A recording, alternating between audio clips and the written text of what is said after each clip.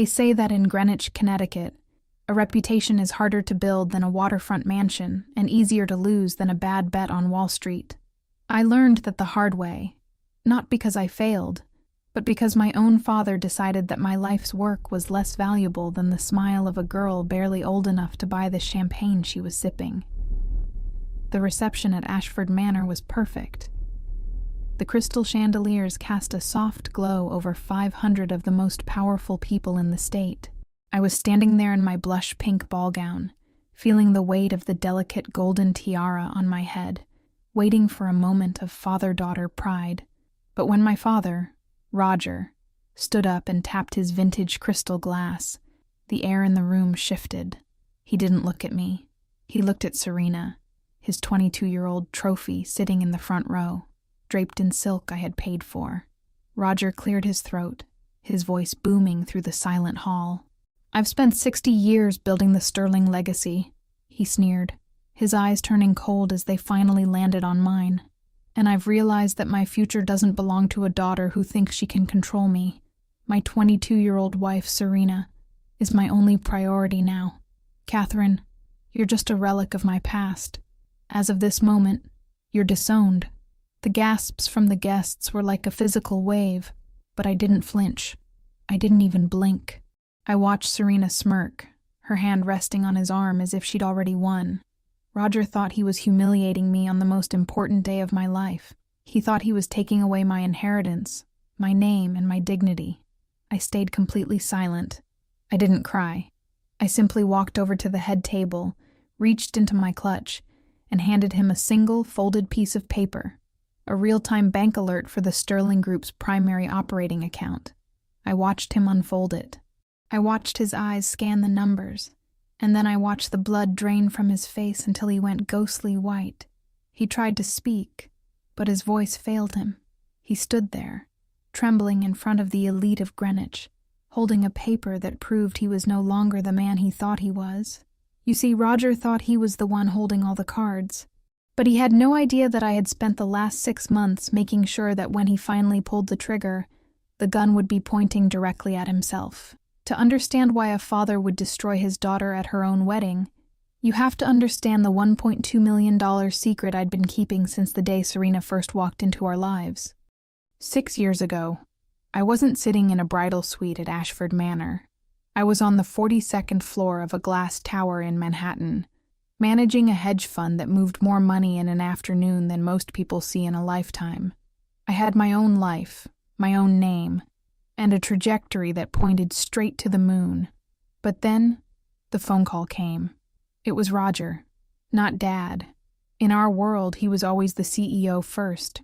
The Sterling Group, the very foundation of our family's old money status here in Greenwich, was quietly hemorrhaging. A series of arrogant investments and a sudden market shift had left the firm facing a staggering $4.5 million deficit.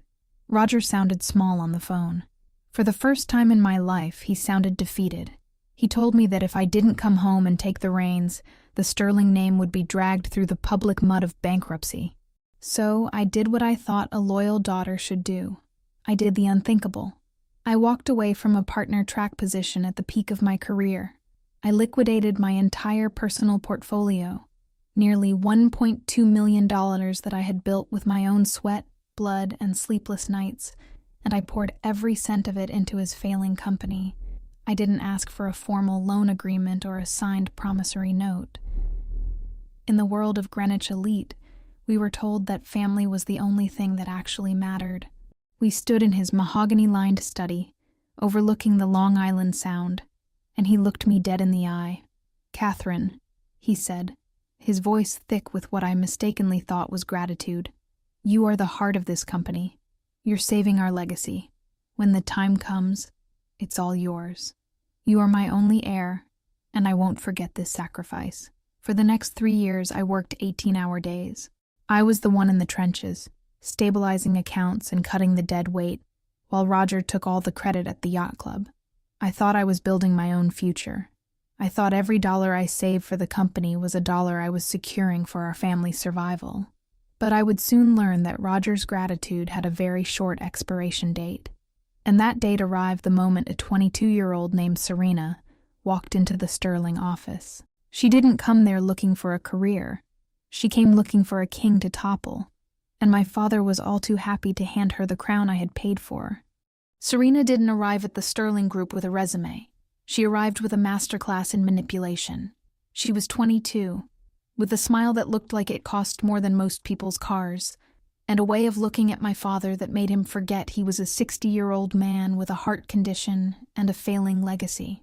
He introduced her as a brand consultant, but it didn't take a forensic accountant to see what she was really consulting on. Within a week, she was joining him for 3-hour lunches at L'Escale, and within a month, she was advising him on the very company I had sacrificed my Manhattan career to save. I watched her glide through our offices in Greenwich, dripping in Chanel and Cartier, her presence a silent insult to every late night I had spent balancing our books. While I was fighting with creditors to keep our reputation intact, she was whispering in Roger's ear that I was stifling his vision. She played him like a vintage cello. She told him he was still the lion of Wall Street, and that I was just the cub trying to cage him. The tension reached a breaking point one afternoon, when I walked into his mahogany-lined office with an expense report that made my blood boil.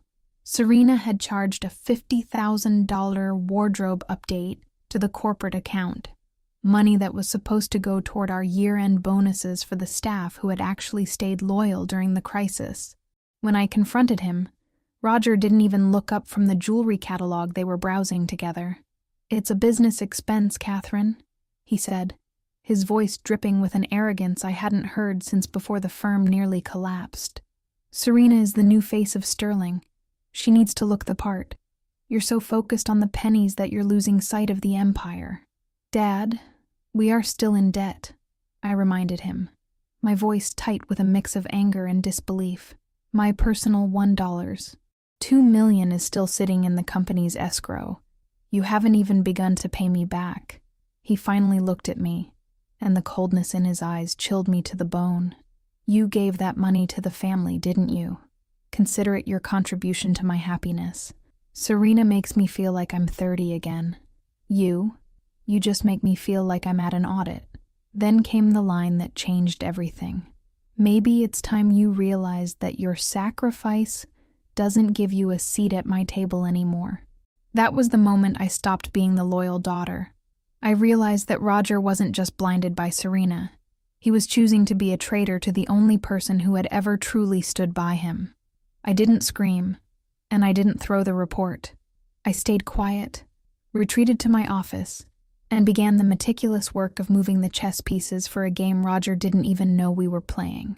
Roger thought he was cutting me out of his life to build a new empire with Serena, but he didn't realize I was the only person standing between him and a financial execution.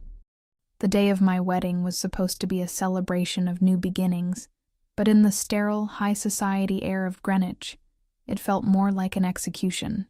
Ashford Manor was draped in white lilies and silk, a $200,000 display of family values that was nothing more than a hollow shell. As I walked down the aisle, Roger didn't look like a proud father. He looked like a man who had finally found a way to erase the one person who knew his secrets.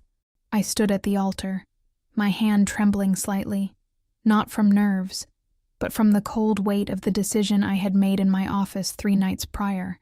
The reception was where the mask finally slipped. The room was filled with the town's elite, the same people who had watched me save Roger's reputation year after year.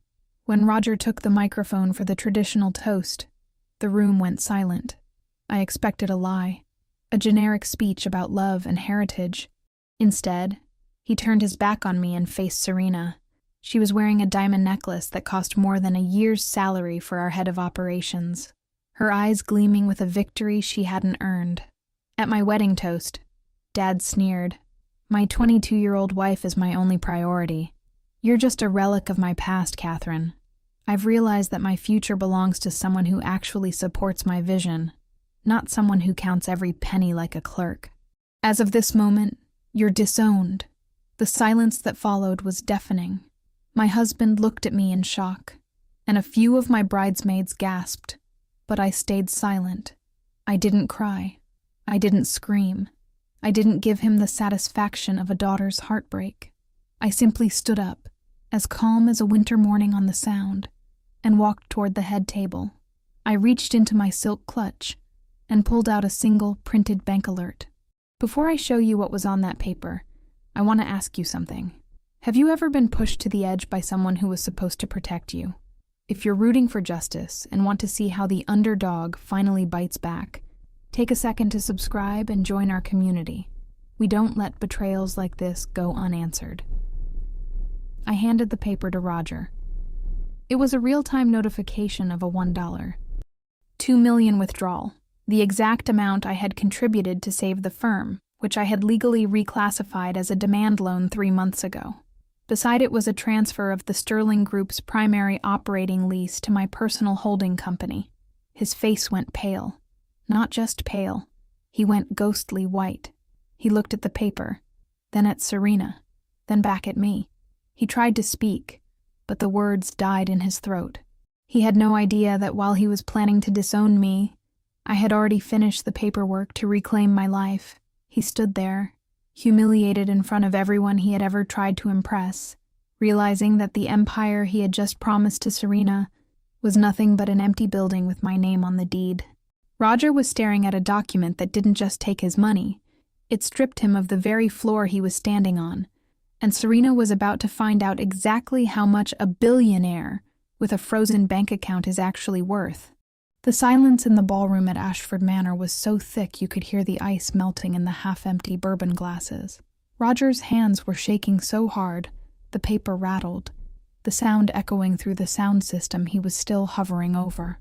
He looked at the bank alert, then at me, his mouth opening and closing like a fish out of water. He tried to summon that booming CEO voice he'd used to disown me just moments ago, but all that came out was a dry wheeze. "Catherine, what is this? There's a mistake. This account, it's empty," he stuttered, his eyes darting to Serena. I took a slow, deliberate sip of my champagne, savoring the moment the bubbles hit my tongue. "There's no mistake, Roger," I said, my voice carrying clearly to the back of the room. "When I moved my Manhattan life back to Greenwich to save your skin, I didn't just give you a gift. I'm a hedge fund manager, remember? I don't give gifts. I make investments. I had my attorneys structure that $1.2 million as a demand loan with a moral turpitude clause.